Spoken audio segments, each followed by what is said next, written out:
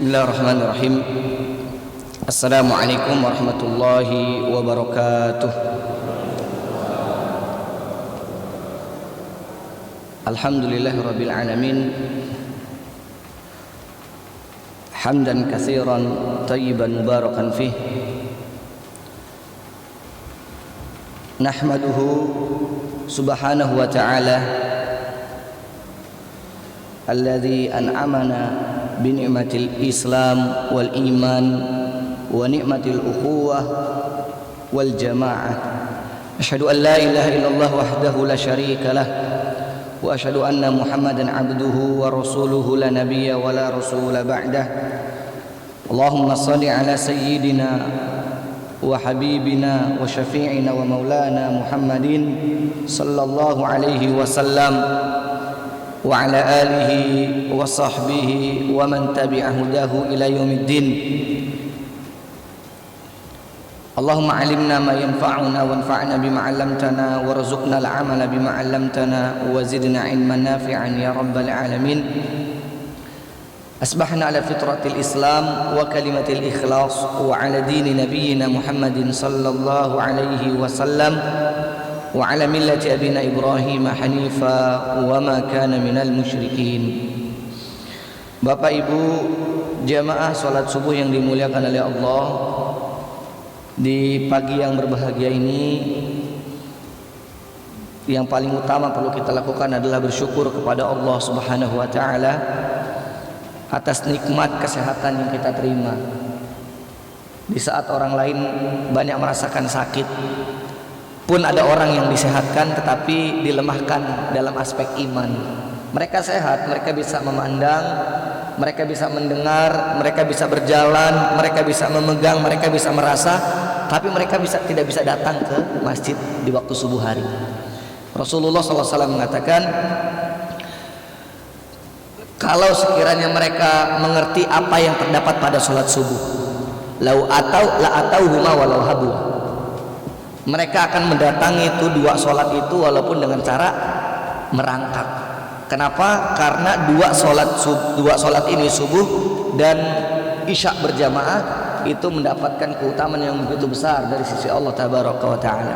Mudah-mudahan kita semua di sini menjadi hamba Allah yang dipilih oleh Allah Subhanahu wa Ta'ala untuk mendapatkan banyak kenikmatan dari Allah Tabaraka wa Ta'ala. Amin ya rabbal alamin. Salat dan salam kita curahkan kepada suri tauladan kita Nabi besar Muhammad sallallahu alaihi wasallam. Bapak Ibu, para sesepuh, barangkali ada para ustadz, tokoh agama, tokoh masyarakat yang ada di sini. Mohon izin untuk kemudian berbicara di sini.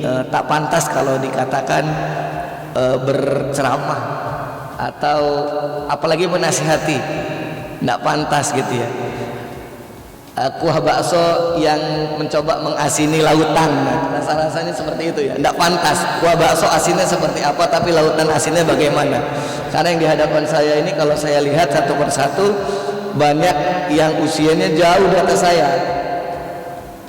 Pantasnya saya memanggilnya orang tua barangkali gitu ya. Tapi Bapak Ibu yang dimuliakan Allah Subhanahu Wa Taala, karena ini adalah amanah, saya diminta oleh guru saya, senior satu kampus tapi jauh nggak ketemu, sama-sama lulus dari Lipia Jakarta, tempat S1-nya. Beliau S1-nya di Lipia Jakarta, sama saya juga. Beliau S2 di PT IKI tafsir Al-Quran, sama saya juga. Di S1-nya kita sama-sama syariah, S2-nya sama-sama tafsir. Karena beliau berhalangan di sini untuk hadir pada subuh hari ini, maka meminta saya untuk membadalkan beliau.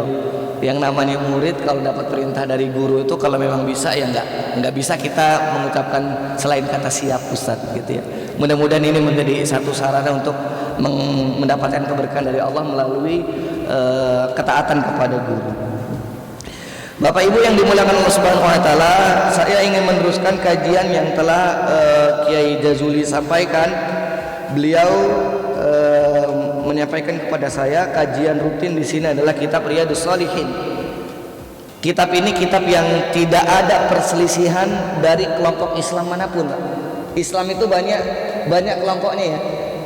Banyak kelompoknya, organisasinya aja banyak. Di Indonesia ada Nahdlatul Ulama, ada Muhammadiyah. Nah, kalau saya ini campur-campur. Saya lahir dari keluarga NU. Bapak saya ketua NU di Kota Bandar Lampung. Saya lahir dan besar dari tradisi NU. Kemudian di remaja menjadi ketua masjid, masjidnya Muhammadiyah, gitu ya. Kemudian berinteraksi dengan teman-teman jamaah tabligh, pernah juga tergabung. Intinya adalah ya kita sama selama perbedaannya pada hal-hal yang masih mungkin ditolerir, maka tidak ada masalah. Jangan kemudian memperlebar jurang perbedaan di antara kita semua. Nah, kitab ini banyak organisasi Islam, banyak kelompok Islam, tetapi kitab ini adalah kitab yang tak diperselisihkan. Semua dipakai kitab ini. Riyadhus Shalihin, tamannya orang-orang yang soleh. Mudah-mudahan kita semua termasuk orang-orang yang soleh, insyaallah. Amin ya rabbal alamin. Kiai menyampaikan kepada saya kajian sampai kepada babul yaqini wa tawakkuli, bab tentang yakin dan tawakal. Bapak Ibu yang dimuliakan Allah Subhanahu wa taala, bagi seorang yang beriman kepada Allah Subhanahu wa taala ada satu hal yang bisa mendatangkan ketenangan. Ketenangan dalam menjalani aktivitas kehidupan. Apa itu ini? Yakin dan tawakal. Yakin dan tawakal. Sebesar apapun masalah hidup kita, maka perlu ada keyakinan pada diri kita bahwasanya kita bisa menyelesaikannya. Sebesar apapun tantangan permasalahan yang ada, selama kita sandarkan kepada Allah Tabaraka wa Ta'ala, bertawakal bihusni tawakkuli, dengan sebaik-baik bentuk tawakal kepada Allah Subhanahu wa Ta'ala, maka masalah itu jadi ringan. Masalah itu jadi ringan. Ini bab yang akan kita sampaikan. Imam An-Nawawi rahimahullah ta'ala ketika menyusun kitab Riyadhus Shalihin, walaupun kitab ini disebut sebagai kitabul hadis, kitab hadis, kumpulan hadis, tetapi dalam setiap babnya beliau terlebih dahulu mendatangkan ayat-ayat Al-Quran yang berkenaan dengan bab tersebut. Ketika berbicara takwa, sebelum mendatangkan hadis-hadis takwa, beliau kumpulkan ayat Al-Quran tentang takwa. Ketika berbicara tentang kesungguhan, mujahadah, beliau datangkan hadis-hadis tentang mujahadah, namun sebelumnya datangkan ayat Quran tentang mujahadah. Jadi kitab ini Masya Allah kitab yang layak jadi rujukan, bahkan kalau bisa jadi kitab yang dimiliki oleh seluruh kaum muslimin, sebab bahasa Indonesianya pun banyak dijual di toko-toko yang bisa menjadi bacaan kalau waktu senggang, gitu ya, menambah keimanan kita kepada Allah Subhanahu wa Ta'ala. Makna yakin, sebelum kita sebutkan apa ayat dan hadis yang berbicara tentang yakin dan tawakal, kita perlu memahami dulu makna dari yakin dan tawakal itu. Makna yakin dikatakan oleh pensyarah kitab ini, huwa quwwatul iman was-sabat hatta ka'annal insan yara bi'ainihi ma akhbarahu Allah bihi wa rasuluhu min syiddati yaqinihi. Yang dimaksud dengan keyakinan, yakin dalam bab ini adalah kuwatul iman, kekuatan iman, wassabat, dan keteguhan yang dimiliki oleh seorang yang beriman kepada Allah Subhanahu wa Ta'ala. Jadi kuat imannya dan teguh imannya, hatta ka'annal insan, sampai-sampai orang yang beriman tersebut ya rabi ainihi, dia bisa memandang langsung dengan kedua mata dia, ma akhbarahullahu bihi wa rasuluhu min syiddati yaqinihi, dia bisa melihat, menyaksikan apa-apa yang telah dikabarkan oleh Allah dan Rasulnya. Artinya banyak janji Allah Subhanahu wa Ta'ala berupa surga. Maka ini yang diyakini oleh orang yang beriman. Dia yakin di depan itu ada surga, maka dia harus semangat dalam beribadah. Keyakinan yang didasari oleh keimanan yang kuat. Keyakinan ini yang kemudian Bapak Ibu jamaah yang dimuliakan Allah Subhanahu wa Ta'ala, kalau kita memilikinya, ini bisa mentransformasi potensi diri kita menjadi kekuatan yang maha dahsyat, yang dengannya kita bisa mencapai segala target yang kita miliki. Kalau seseorang sudah tidak yakin kepada Allah, tidak yakin kepada agamanya, tidak yakin kepada dirinya, maka apalagi yang diharapkan darinya? Keyakinan itu adalah sesuatu yang penting. Wal fal yaqinu huwa sabatu wa imanun laisa ma'u syak biwajhin minal wujuh. Tidak ada keraguan sedikit pun, itulah yakin. Maka ini yang harus kita miliki. Ini adalah bekal dalam kehidupan Bapak Ibu yang dimuliakan Allah Subhanahu wa taala. Mari kita kutip keterangan Imam An-Nawawi rahimahullah taala. Imam An-Nawawi mendatangkan satu ayat dalam Quran surah Al-Ahzab ayat ke-22. Allah Subhanahu wa taala berfirman, "Walamma ra'al mu'minuna al-ahzab qalu hadza ma wa'adana Allah wa rasuluhu wa sadaqallahu wa rasuluhu wa ma zadahum illa imana wa taslima." Kata Allah, "Walamma ra'al mu'minuna al-ahzab," ketika orang-orang yang beriman itu melihat ahzab, musuh-musuh Allah secara berkelompok, kekuatan yang besar, apa yang dia katakan? Qul hadza ma wa'adana Allah wa rasuluhu wa sadaqallahu wa rasuluhu. Musuh itu tidak menggentarkan jiwa mereka, tetapi apa? Membuat mereka semangat. Janji Allah, kita akan menang atas lawan Allah. Kita akan menang atas penentang Allah. Padahal yang dilihat adalah ahzab, bukan hizb. Dalam bahasa Arab ada yang disebut dengan, dalam ilmu bahasa, ilmu nahwu, pembagian kalimat. Kata itu ada 3 pembagian, ya. Ada yang disebut dengan mufrad, ada yang disebut musanna, dan ada yang disebut dengan jamak. Mufrad itu tunggal, 1. Musanna ada 2, jamak lebih dari 2. Nah, hizb itu 1, kelompok musuh. Kalau hizbani 2, kalau ahzab 3 dan tak terhingga. Artinya ketika orang yang beriman kepada Allah melihat bagaimana musuh itu begitu banyak jumlahnya, ternyata itu tidak menggentarkan jiwa mereka sedikit pun, tetapi mereka yakin dengan janji Allah bahwasanya orang yang beriman akan dimenangkan atas orang-orang yang tidak beriman kepada Allah Subhanahu wa taala. Bagaimana keyakinan orang-orang yang beriman?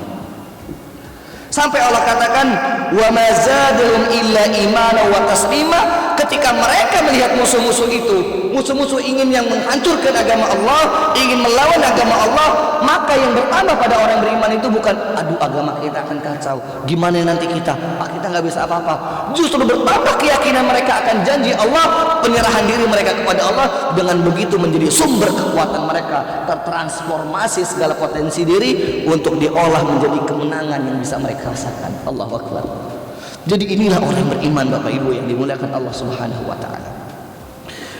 Kemudian ayat yang kedua yang dikutip oleh Imam An-Nawawi pada Quran surah Ali Imran ayat 173 sampai 174, Allah mengatakan, "Alladzina qala lahumun nas inna nasa qad jama'u lakum fakhshawhum fazadahum imana wa qalu hasbunallahu wa ni'mal wakil fanqalabu bi ni'matin minallahi wa fadlin lam yamsashum su'u wattaba'u ridwanallah wallahu dzu fadlin 'adzim." Masyaallah.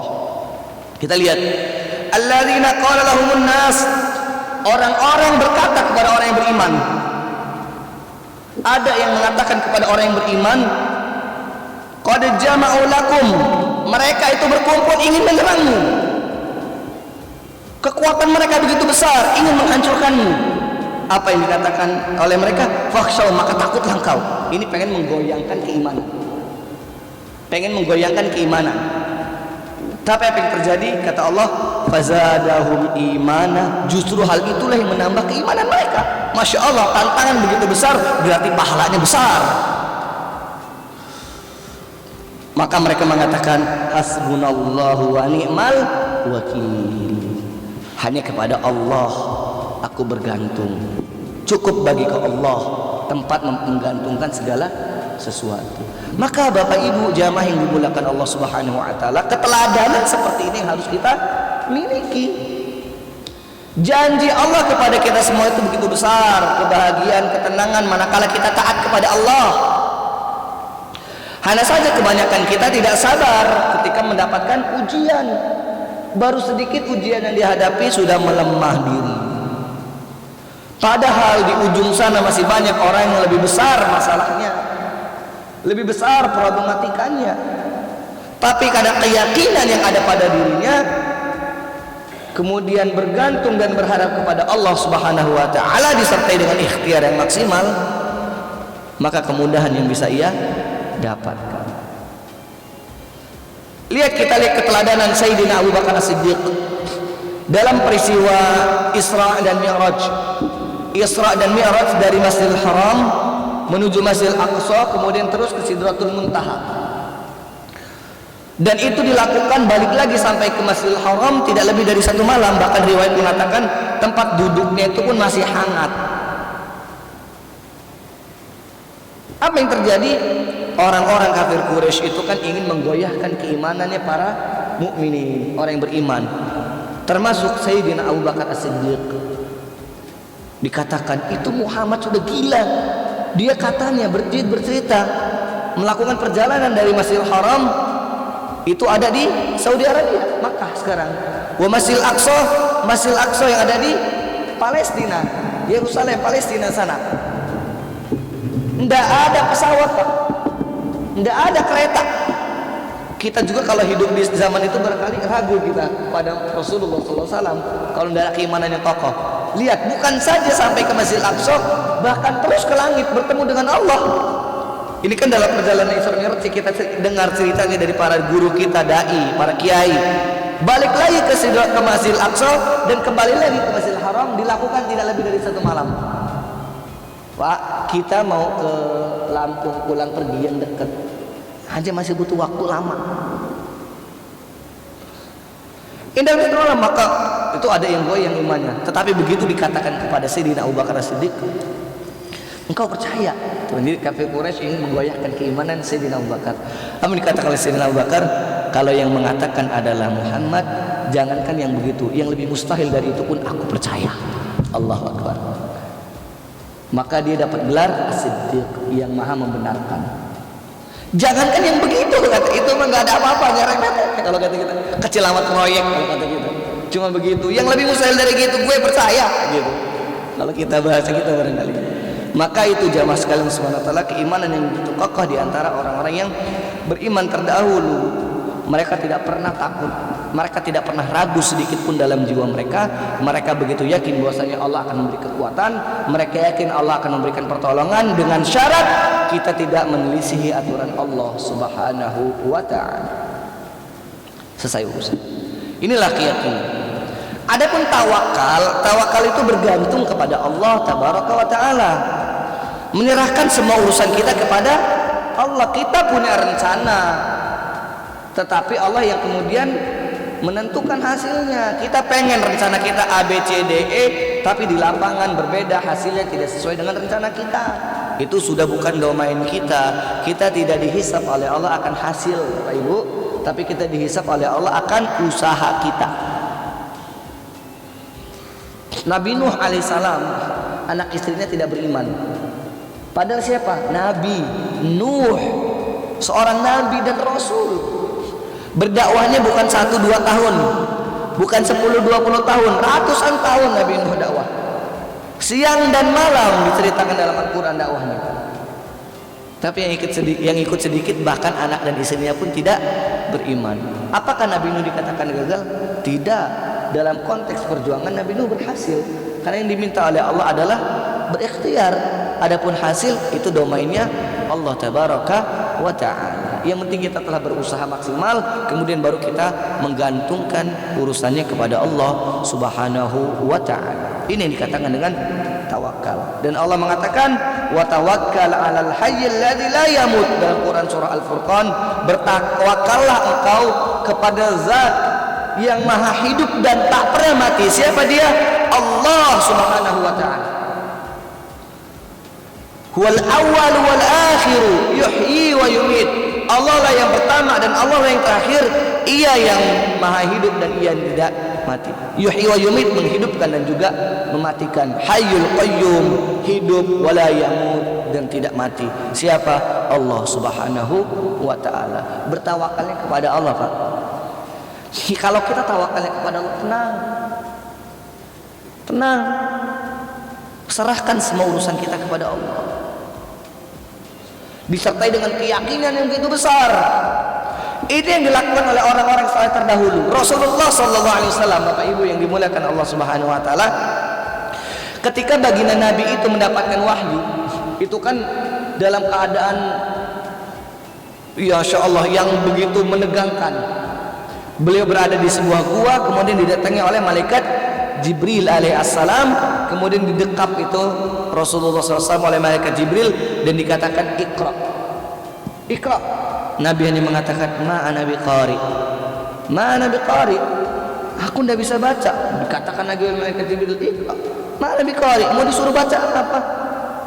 Ya kayak kita Pak, kita kalau didekap nih Pak, ada yang mendekap kita, di depan kita disampaikan tulisan Cina, Jepang, Korea. Baca. Yuk baca apa? Kita nggak bisa baca. Baca. Kita mau dipukul pun nggak akan bisa baca itu. Kecuali itu bahasa Inggris, tulisannya masih Latin. Walaupun bacanya salah, setidaknya lisan kita masih bisa nyebut home. Kita baca home, masih bisa nyebut setidaknya. Gitu kan ya? Tapi ini kan ya gitulah keadaan Rasulullah SAW. Tapi kemudian dibimbing oleh malaikat Jibril alaihissalam, Iqra bismi rabbikal ladzi khalaq, hingga ayat kelima itu. Dan begitu pulang Rasulullah SAW sadar. Begitu sampai rumah, zamiluni zamiluni, selimut aku wahai Khadijah, bismillahi ala Khadijah. Dan begitu Rasulullah SAW paham bahwasanya dia mendapatkan perintah, dia mendapatkan wahyu dari Allah Subhanahu wa taala, tugas untuk menyampaikan risalah apa yang dikatakan oleh Rasulullah SAW. Rasulullah SAW berkhutbah, Bapak Ibu yang dimuliakan Allah, kurang lebih isinya begini. Rasul mengatakan, inna ahdan naumi warraha qad intaha, laqad amarani Jibril bi an unziran nas faman za'ad'u wa man za yastajibu. Sesungguhnya waktu tidur dan waktu istirahatku telah habis, kata Rasulullah. Lihat, waktu tidur dan waktu istirahatku telah habis. Laqad amarani Jibril bi an unziran nas, malaikat Jibril telah memerintahkanku agar aku menyeru manusia. Faman za'adu wa man yastajibu. Siapa yang akan aku dakwahi dan siapa yang akan menerima dakwahku. Maka Sayyidah Khadijah mengatakan, ya Rasulullah, ud'uni qabla an tad'u ayya insanin akhar fa inni mu'minatun bi rabbik wa inni musaddiqatun bik. Wahai Rasulullah, dakwahilah aku sebelum engkau mendakwahi yang lainnya, sebab aku beriman kepada Tuhanmu dan aku percaya pada dirimu. Masya Allah. Mari kita lihat, perhatikan bagaimana redaksi Rasulullah SAW. Ahdan naum warraha qad intaha. Waktu tidur dan waktu istirahat itu telah habis. Rasulullah bertekad, tidak peduli bagaimana keadaan musuh saat itu, yakin saja kalau Allah yang telah memerintahkan, Allah yang nanti akan memerintahkan pertolongan. Yakin kepada Allah. Keyakinan inilah yang kemudian menjadi kekuatan hingga Islam akhirnya bisa kita rasakan. Coba bayangkan Bapak Ibu, kalau Rasulullah dulu ragu, nggak bisa sih, ini agama nenek moyang mereka ini susah payah. Kalau kita yang ditunjuk jadi nabi gimana saat itu Pak? Wahai Syukron, kamu jadi nabi itu dekat. Emang bisa gitu kan? Makanya kita nggak dipilih jadi nabi. Rasulullah SAW begitu yakin. Susah payah Pak, bahkan di Taif dakwahnya itu dikeluarkan isi hewan, isi perut hewan itu dikeluarkan, dilemparkan kepada Rasulullah SAW yang sedang melaksanakan sholat. Bisa bayangkan gimana itu maha dahsyat ujian yang dihadapi oleh Rasulullah SAW, tetapi beliau masih tetap teguh karena yakin dengan apa yang dikatakan oleh Allah Subhanahu wa taala, yakin dengan apa yang telah dijanjikan oleh Allah, kemudian berikhtiar, setelah itu bertawakal. Maka hasilnya bisa kita rasakan Bapak Ibu. Dunia Arab, Saudi yang begitu gersang dahulu, Mekah, Madinah, kini menjadi negeri yang baldatun thayyibatun warabun ghafur makmur. Islam jauh dari kita, jauh dari Saudi Arabia, dari Mekah Madinah tempatnya Rasulullah, bisa kita merasakan Islam. Tak terkira, bisa terbayang semua itu berhasil dilakukan, tentunya dengan izin Allah Subhanahu wa taala yang diawali oleh keyakinan, ikhtiar dan tawakal yang maksimal oleh setiap hambanya. Kita ini Bapak Ibu sekalian hanya memantaskan diri menerima yang spesial dari Allah. Kita pengen surga. Siapa yang tidak pengen surga? Maka maksimalkan, pantaskan diri. Kita ditanya oleh Allah, kamu pengen surga? Kira-kira layak nggak kamu kalau sekarang diberi surga? Kira-kira begitulah kita bertanya pada diri kita. Kalau kita aja ragu, ya maka maksimalkan, yakinkan kita ini berikhtiar itu memantaskan diri. Pantas nggak kita kemudian menerima uang, mengelola uang dalam jumlah besar, miliaran bahkan triliun rupiah? Pantaskan diri kita dengan ikhtiar yang maksimal, karakter yang ideal dan segala macam. Kalau kita tidak berupaya memaksimalkan diri, tidak memantaskan diri, bagaimana kemudian yang lain bisa yakin pada kemampuan diri kita? Allah juga Subhanahu wa taala mengatakan, wa 'alallahi falyatawakkalul mu'minun. Hendaknya lah orang-orang yang beriman itu semuanya bertawakal kepada Allah Subhanahu wa taala. Fa idza azamta fatawakkal 'ala Allah. Kalau engkau telah bertekad, maka bertawakallah kepada Allah Subhanahu wa taala. Wa may yatawakkal 'ala Allahi fahuwa hasbuh. Barang siapa yang bertawakal kepada Allah, maka akan Allah berikan kecukupan. Allah berikan kecukupan akan hidupnya. Apa yang menjadi kebutuhannya akan Allah berikan. Inilah buat orang-orang yang bertawakal kepada Allah Subhanahu wa taala, menyerahkan urusannya kepada Allah Tabaraka wa taala, karena Allah Subhanahu wa taala lah yang Maha menciptakan, Allah Subhanahu wa taala Maha mengatur. Ma mana hasbuh, bagaimana kecukupan ini? Kafiyah, Allah yang melengkapi, Allah yang memberikan. Fa idza tawakkalta 'ala Allah kafaka kulla syai' wa idza tawakkalta 'ala ghairillah wakkalaka Allah 'alaihi walakinnaha tankhadhilu wa la tanhaqiqu laka umur wa la tuhaqqiqu lakal umur. Jadi kalau kita bertawakal kepada Allah, Allah akan memberikan segala sesuatunya kepada kita, Allah akan mencukupkan segala perangkatnya untuk kita. Wa idza tawakkalta 'ala ghairillah, tetapi ketika engkau bertawakal kepada selain Allah, bertawakal kepada bos, bertawakal kepada si fulan, menyandarkan, kita berharap kepada si fulan, apa yang terjadi kata Allah Subhanahu wa taala? Maka sebaliknya, wakallaka Allahu alaik, Allah akan memberikan beban, justru tidak akan memberikan keringanan. Walakinnaka tankhadhilu wa la tatahaqqaq lakal umur, akan sibuk gitu, sedangkan target-targetnya tak pernah terrealisasi. Maka Bapak Ibu yang dimuliakan Allah Subhanahu wa taala, yang diminta oleh Allah Subhanahu wa taala adalah kita menggantungkan urusan kita hanya kepada Allah Subhanahu wa taala. Mari sama-sama sekarang kita simak beberapa hadis yang dikutip oleh Imam An-Nawawi rahimahullah taala pada bab yakin dan tawakal ini. Hadis yang pertama cukup panjang. Fal awal an Ibnu Abbas radhiyallahu anhu qol, dari sahabat Ibnu Abbas radhiyallahu anhuma yang mengatakan qala Rasulullah sallallahu alaihi wasallam, Rasulullah sallallahu bersabda, "Uridat alayya al-umam fa ra'aitu an-nabiyya wa ma'ahu ruhaid wan nabiyya wa ma'ahu ar-rajulu war rajulani wan nabiyya wa laysa ma'ahu ahad." Kata Rasulullah SAW, ditampakkan kepadaku itu umat-umat terdahulu, umat-umat sebelumnya. Fara'aitu nabiyya wa ma'ahu ruhaid, dan aku melihat seorang nabi bersama dia ada ruhaid. Ruhaid itu bilangan antara 3 sampai 10, dia di bawah 10. Itu ruhaid. Kemudian Rasul juga mengatakan wa nabiyya wa ma'ahu rajulu aw rajulani, dan aku juga melihat seorang nabi yang bersama dia ada seseorang atau 2 orang yang bersamainya. Jadi yang satu ada 3 sampai 10, nabi yang kedua ada 1 sampai 2 orang yang bersamanya. Wan nabiyya wa laysa ma'ahad, dan ada seorang nabi yang sendirian, tidak ada yang membersamai. Idrufi ali sawadun azim fa dhanantu annahu mati, dan kemudian aku melihat nabi juga yang dibersamai oleh kelompok yang begitu banyak, sawadun azim, jumlah yang begitu besar. Wa dhanantu annahum ummati, aku mengira dia adalah umatku, kata Rasulullah. Faqila li, kemudian dikatakan kepadaku, hadza Musa wa qaumuhu walakin unzur ila al-ufuq. Bukan wahai Muhammad, itu adalah Musa dan kaumnya. Jadi kaumnya Nabi Musa yang banyak yang dilihat oleh Nabi SAW, tetapi diperintahkan kepada Rasul, walakin unzur ila al-ufuq, tapi coba lihat tuh kepada pojokan sana. Fanadartu fa idza sawadun azim, kemudian aku melihat dan ternyata jumlahnya banyak, bahkan lebih banyak dari jumlahnya umat Nabi Musa.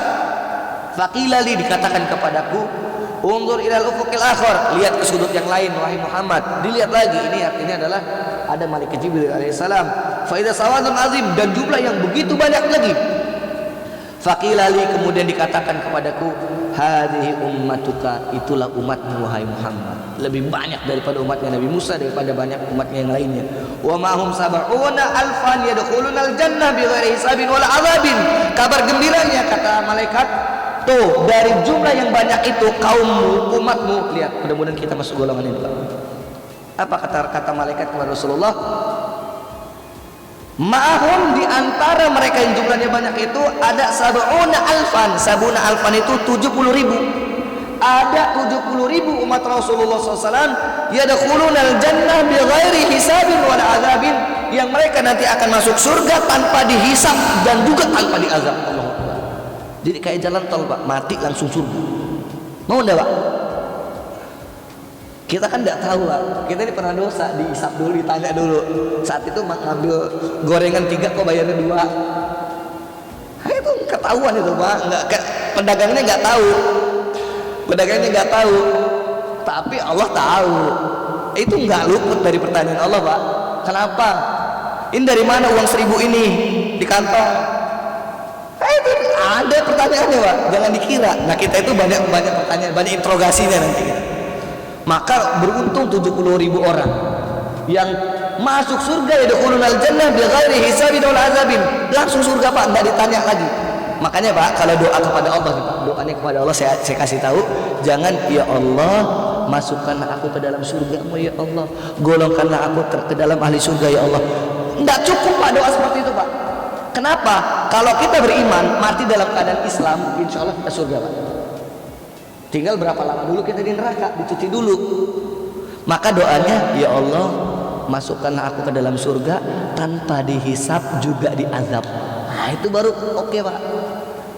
Artinya enggak usah, kan kita takut dengan neraka. Ilahi lastu lil firdausi a'la wal aqwa ala naril jahimi, itu kan kasidah yang sering dibaca. Tuhanku, rasa-rasanya aku enggak pantas masuk ke dalam surga, tapi aku juga enggak kuat kalau masuk ke neraka. Itu kan kayak orang galau itu.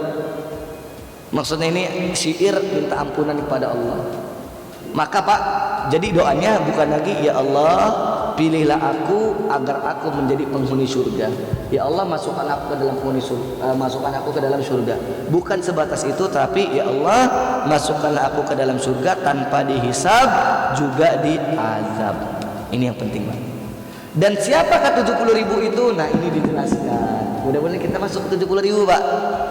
Tapi kan Abu Bakar sudah satu di antaranya. Ada yang disebut dengan Asyrul Mubasysyirin bil Jannah. Asyrul Mubasysyirin bil Jannah itu 10 orang yang dikabarkan Rasul masuk surga tanpa hisab, tanpa azab, langsung dia. Siapa aja? Abu Bakar itu surga langsung, nggak ada pertanyaan lagi. Umar, Utsman, Ali, Bilal bin Rabah, dikatakan bahkan Bilal bin Rabah itu sendalnya sudah di surga, orangnya masih ada. Kemudian ada kalangan tabi'in yang disebutkan juga oleh Rasulullah SAW. Uwais Al-Qarni. Uwais Al-Qarni itu hidup sezaman dengan Rasulullah, tetapi tidak berjumpa dengan Rasulullah, maka tidak dikatakan sahabat, dia dikatakan tabi'in. Tapi Rasul mengatakan Uwais itu ahli surga. Orangnya aja masih hidup Pak, orangnya masih hidup, belum mati, tapi sudah dikatakan surga. Artinya dia masuk surga tanpa hisab. Kenapa? Amalnya Uwais karena dia berbakti kepada ibunya. Dia hidup sezaman dengan Rasulullah, tapi dia tidak pernah bertemu dengan Rasulullah. Kenapa? Karena ibunya butuh bantuan dia dirawat lumayan. Maka yang masih muda nih hati-hati. Kalau punya ibu, punya bapak yang sudah sepuh, rawat.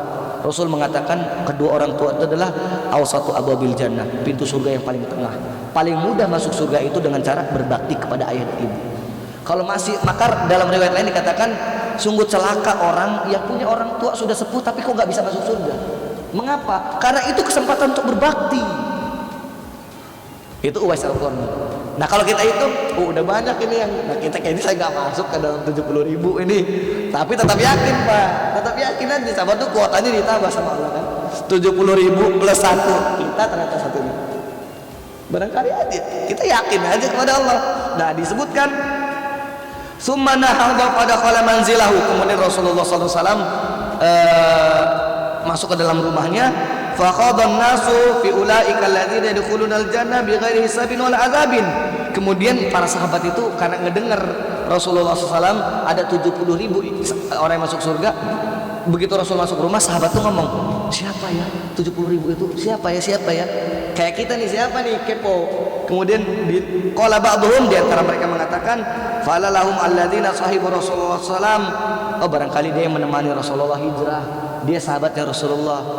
Wa qala ba'dhum, yang lain mengatakan fala'allahum alladzina wulidu fil Islam, oh bisa jadi mereka yang mati lahir udah memeluk Islam. Sahabat mengira kita nih Pak, sahabat itu mengira kita. Kenapa? Karena kita dianggap tak punya masa jahiliyah. Kalau sahabat kan punya masa jahiliyah sebelum kenal Islam. Kayak Sayyidina Umar sebelum mengenal Islam gimana? Gitu kan? Begitu kerasnya. Nah, mereka mengira kita, oh jangan-jangan kita ini orang yang begitu lahir sudah Islam. Islamnya udah dari orok. Karena bapak ibu kita Islam. Kemudian falam yusyriku billahi syai'a, dan mereka tidak syirik, melakukan syirik kepada Allah. Fadzakaru asya, dan banyak, ada yang lain begini. Saya kira yang masuk surga tanpa hisab itu 70.000 itu mereka yang begini. Masuk diskusi itu, fakharaja alaihim Rasulullah SAW. Kemudian Rasul keluar rumah dan nimbrung ke mereka. Man ladzi taquduna fihi, apa yang kalian diskusikan sih? Itu kata Rasulullah. Kalian lagi ngomong apa? Lagi bahas apaan?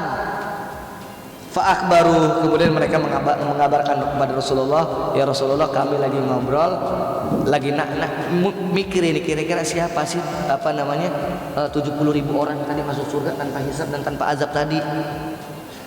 Faqala, apa kata Rasulullah SAW, siapa 70.000 itu? Humul ladzina la yarquna wa la yastarqun wa la yatatayyarun wa ala rabbihim yatawakkalun. 4 yang disebutkan oleh Rasulullah. 4 di antaranya yang akan masuk surga. Siapa? Humul ladzina la yarqun wa la yastarqun. Tidak minta, kalau di sini ada yang menerjemahkan tidak minta diruqyah atau tidak diruqyah, artinya tidak ada jimat, tidak meminta jimat, tidak diberi jimat, sesajian dan segala macam. Maksudnya tidak bertawakal kepada selain Allah. Kemudian wala tatayyarun. Tatayyur itu sikap tatayur itu berasal dari kata toyir, burung. Jadi dulu itu orang Arab gini Pak, orang Arab tuh kalau mau keluar rumah bawa motor misalkan atau bawa mobil, mereka lebih dahulu menerbangkan burung Pak. Menerbangkan burungnya diterbangin. Kalau terbangnya ke kanan, ini bagus nih, mereka lanjut. Kalau terbangnya ke kiri, kagak jadi, ini bahaya nih. Sekarang ada nggak? Ada, tapi kagak, bukan burung, apa? Gelindis kucing tuh. Nggak jadi pergi, nggak bagus ini. Itu tatoyur namanya Pak. Jadi nggak boleh lagi ya gitu ya. Baru keluar rumah, ngeluarin mobil, kucing. Ternyata kita lihat, aduh mati. Kagak jadi pergi, ini nggak bagus ini, kata orang tua dulu. Mundur lagi, cuci dulu. Nah ini nggak bagus. Itu sikap tatoyur namanya. Termasuk tatoyur itu kesyirikan yang banyak terjadi di bulan Safar ini terutama. Bulan Safar nggak boleh nikah tanggal sekian sampai tanggal sekian, ini nggak bagus gini, kata orang tua dulu gitu. Itu tatoyur namanya Pak. Anak keberapa kamu? Saya mau nikah, izin ke orang tuanya, nggak diizinin. Kenapa? Kamu itu anak pertama, dia anak sekian, itu nggak bagus gini. Itu tatoyur namanya, tatoyur era milenial. Nah, enggak melakukan itu kata Rasulullah. Itu yang masuk surga tanpa hisab, dan wa ala rabbihim yatawakkalun, mereka bertawakal kepada Allah Subhanahu wa taala. Jadi Pak, orang yang bertawakal itu selain diberikan kemudahan oleh Allah, dia akan dijanjikan termasuk orang yang masuk surga tanpa hisab dan tanpa azab. Masya Allah. Enak banget, tawakal aja kepada Allah. Menyerahkan urusan kepada Allah Subhanahu wa taala, tapi dengan tawakal yang benar. Selanjutnya an Ibnu Abbas radhiyallahu anhuma, juga dari Ibnu Abbas yang mengatakan hasbunallahu wa ni'mal wakil. Qala Ibrahimu hina ulqiya finnar wa qala Muhammadun sallallahu alaihi wasallam inna qalu inna nasa qad jam'u lakum fakhshawhum fasadahum imana wa qalu hasbunallahu wa ni'mal wakil. Ibnu Abbas mengatakan kalimat hasbunallahu wa ni'mal wakil, cukup bagiku Allah dan kepada Allah aku bertawakal, kepada Allah aku bersandar, itu adalah sebuah kalimat yang diucapkan oleh Ibrahim alaihissalam hina ulqiya finnar, ketika Nabi Ibrahim dilemparkan ke api. Jadi kan Nabi Ibrahim itu dulu Pak, dakwahnya kan berat, bahkan bapaknya sendiri pembuat patung. Nah, Nabi Ibrahim itu kemudian melihat patung-patung besar dihancurkan oleh Nabi Ibrahim. disisakan satu yang paling gede. Kemudian di sidang esokannya mereka itu orang-orang Quraisy melihat patung-patungnya sudah hancur. Diskusi mereka, ini siapa pelakunya? Kalau ketahuan akan dihukum dengan hukuman yang maha dahsyat.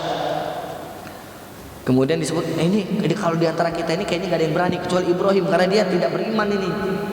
Panggillah Ibrahim, ditanya Ibrahim, kamu yang menghancurkan ini. Lah, gimana bisa nuduh saya? Di antara kami tidak ada yang berani, tidak ada yang menyelisihi keimanan kecuali kamu, wahai Ibrahim. Apa kata Nabi Ibrahim? Itu barang buktinya, bebeknya ada di patung yang paling besar. Itulah pelakunya. Dia yang ngutungin, dia yang ngancurin patung-patung kecilnya. Dia tersinggung banyak Tuhan, kata dia kan. Apa kata mereka? Mana mungkin patung bisa mukul? Masuk tuh, disekat sama Nabi Ibrahim lah. Ente sudah tahu patung kagak bisa ngapa-ngapain, mukul yang kecil aja kagak bisa, apalagi mendatangkan manfaat kepada ente. Ngapain ente sembah? Wah, itu ngamuk lah, itu masuk logika benar kan? Iya juga kata mereka. Tapi karena sudah kesal mereka, kemudian hukum Nabi Ibrahim dilempar ke neraka. Tapi Ibrahim mengatakan hasbunallahu wa ni'mal wakil, cukup bagiku Allah dan kepada Allah aku bertawakal. Apa akhirnya kata Allah? Ya naru kuni bardan wa salaman ala Ibrahim. Wahai api, jadilah sejuk dan menyelamatkan bagi Nabi Ibrahim. Nabi Ibrahim dibakar tapi tidak terbakar. Artinya apa Bapak Ibu sekalian? Orang yang menggantungkan urusan kepada Allah, orang yang menjadikan Allah tempat sandarannya, cukup bagi dia pujian dari Allah, bukan pujian manusia. Cukup orientasi dia adalah Allah, bukan manusia. Cukup Allah sebagai pusat pertolongan dia, bukan selainnya. Maka akan didatangkan pertolongan oleh Allah Subhanahu wa ta'ala. Sebagaimana Nabi Ibrahim ditolong oleh Allah ketika ingin dibakar. Padahal Nabi Ibrahim sendirian dan musuh-musuhnya banyak, tetapi ternyata Nabi Ibrahim tidak terbakar. Masya Allah, maha benar Allah dengan segala firman-Nya. Dan dikatakan oleh Ibnu Abbas, waqalaha Muhammadun sallallahu alaihi wasallam, dan itu juga ucapan yang dikatakan oleh Rasulullah sallallahu alaihi wasallam hina qalu, ketika orang-orang itu berkata kepada Rasulullah yang tadi ayat Al-Qur'an, inna nasa qad jama'u lakum fakhshawhum, manusia telah berkumpul ingin melakukan makar kepadamu, maka takutlah kepada mereka wahai Muhammad. Udah nuruti aja apa kemauan mereka. Fazadahum imana, tetapi kemudian ditambah keimanan. Ayat itu waqalu, dan mereka orang yang beriman itu mengatakan hasbunallahu wa ni'mal wakil. Artinya bertawakal kepada Allah ini adalah jalannya Rasulullah sallallahu alaihi wasallam. Tidak ada kerugian orang yang bertawakal. Sungguh bahagia orang yang bertawakal. Nah, bahkan pada hadis berikutnya yang diriwayatkan oleh Umar bin Khattab radhiyallahu anhu yang mengatakan sami'tu Rasulullah sallallahu alaihi wasallam yaqul, aku mendengar Rasulullah sallallahu alaihi wasallam bersabda, "Lau annakum tatawakkaluna 'ala Allahi haqqa tawakkuli la razaqakum kama yarzuqu tayr taghdu khisama wa taruhu bitana." Lihat Pak, orang yang bertawakal kepada Allah tidak rugi, tidak akan pernah gagal. Kata Rasulullah, "Lau annakum tatawakkaluna 'ala Allah haqqa tawakkuli," kalau engkau bertawakal, kalau kalian bertawakal kepada Allah dengan sebenar-benar tawakal. Ingat Pak, sebenar-benar tawakal. Kebanyakan kita tawakalnya tidak benar. Masih takut, masih ada ragu. Maka babnya itu Imam Nawawi tidak menyebut bab tawakal saja, tapi bab yakin dan tawakal. Karena tawakal yang maksimal itu harus didatangkan lebih dahulu dengan keyakinan yang optimal. Tidak bisa seseorang tawakal dengan benar-benar tawakal kalau dia tidak yakin dulu dalam dirinya. Maka kata Rasulullah, kalau kita tawakal dengan hakot tawakuli, dengan sebenar-benar tawakal yang sempurna, apa kata Rasulullah? La razaqakum kama yarzuqut tayr. Kalian akan diberi rezeki oleh Allah sebagaimana Allah memberi rezeki kepada burung. Pak pernah lihat burung Pak? Gimana burung itu rezekinya? Apa kata Rasulullah? Taghdu khisama, burung itu terbang pagi hari dalam keadaan perutnya kosong Pak. perutnya kosong, wa taruhu bitana, dan pulang perutnya penuh, bahkan tembulaknya itu penuh. Untuk apa? Untuk anak-anak dia yang ada di sarang. Burung itu bukan burung yang di kandang. Maka burung itu bahagia bukan di kandang. Kalau burung terbang dia walaupun di sini kan saya kasih makan, enggak, janji ada dari Allah. Karena burung bertawakal, cari itu. Cari aja kerja. Allah yang nanti akan menggerakkan semua unsur dalam kehidupan, memberikan rezeki kepadanya. Begitu juga dengan manusia. Ya Allah, saya pengen bagaimana saya menafkahi anak istri saya. Keluar rumah dong. Keluar rumah. Ngapain? Tanya, banyak aja. Kalau engkau sudah niat ingin mencari nafkah, keluar, kemudian berpikir bekerja, nanti Allah yang gerakkan. Entah nanti tahu-tahu kita bisa bantu orang, entah kemudian dapat inspirasi berdagang dan lain sebagainya. Kalau kita, ya Allah, doa siang malam, sholat 5 waktu penuh, ya Allah, aku sudah beribadah kepadamu ya Allah, taat kepadamu ya Allah, tolong limpahkan rezeki kepadaku ya Allah, istriku mau melahirkan ya Allah, anak-anak uang sekolah, tapi dia nggak kemana-mana Pak. Begitu diturunin uang 100 juta di depan dia, pingsan juga dia,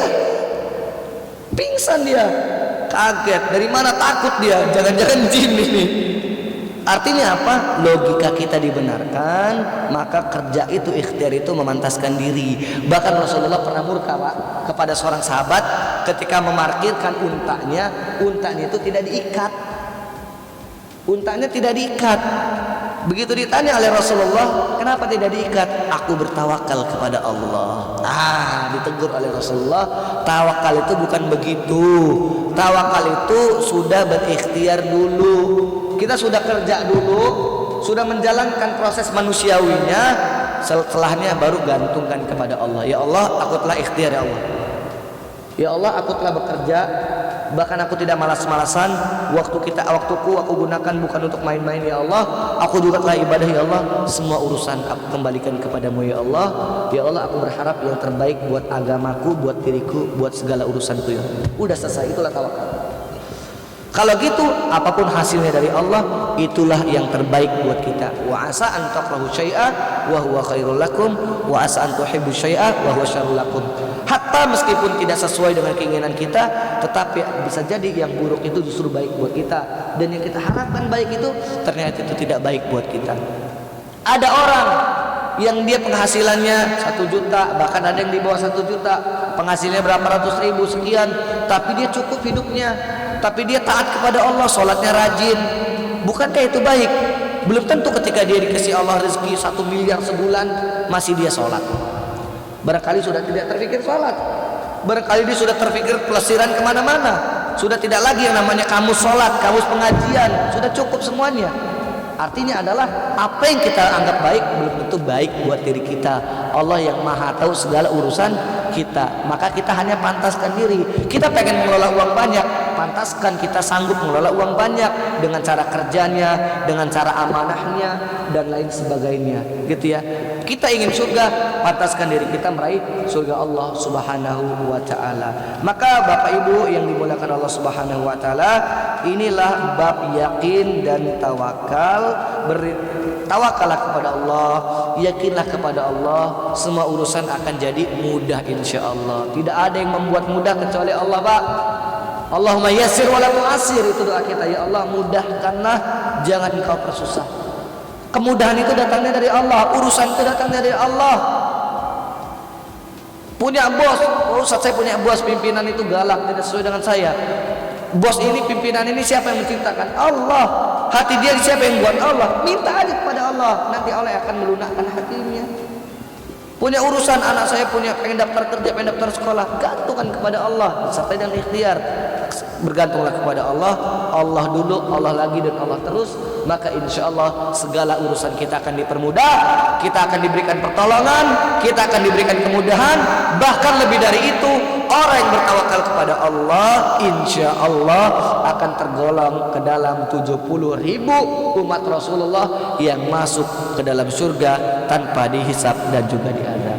Mudah-mudahan kita semua yang hadir di sini di Masjid Al-Ummah ini, yang ikut pengajian ini semuanya digolongkan ke dalam pengikut Rasulullah yang masuk surga tanpa hisab dan juga tanpa azab. Amin ya rabbal alamin. Bapak Ibu yang dimuliakan Allah Subhanahu wa taala, barangkali sekian apa yang bisa kami sampaikan.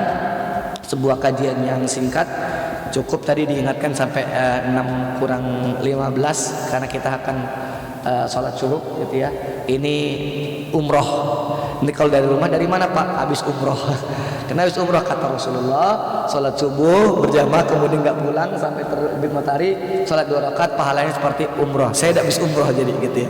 Mudah-mudahan kita semua umroh kecil dulu. Kalau umroh sudah terbuka, semuanya diberi rizki untuk bisa umroh benar di Haramain insyaallah taala, di Ka'bah Allah Subhanahu wa taala. Dan mudah-mudahan kita semua diberikan rizki oleh Allah untuk bisa berangkat ke tanah suci, menjalankan ibadah haji sebelum Allah mencabut nyawa kita semua. Amin ya rabbal alamin. Kurang lebihnya mohon maaf Bapak Ibu sekalian kalau ada hal-hal yang kurang berkenan. Secara keilmuan tentu saya jauh di bawah Kiai Jazuli, karena beliau adalah guru senior jauh saya. Tetapi sekali lagi sebagaimana saya sampaikan di awal, saya bukan sedang menggurui, saya bukan sedang menceramahi atau menasihati, tapi saya sedang menjalankan perintah instruksi dari guru dan senior saya. Mudah-mudahan dengan begitu bisa dapat keberkahan dari kebaikan-kebaikan yang beliau miliki dan semuanya. Sebagaimana kita dikumpulkan di sini, mudah-mudahan nanti kita dikumpulkan di surga Allah Subhanahu wa taala. Amin ya rabbal alamin. Kurang lebihnya maaf. Billahi taufiq hidayah. Wallahul muwaffiq ila aqwamit thoriq. Wassalamualaikum warahmatullahi wabarakatuh.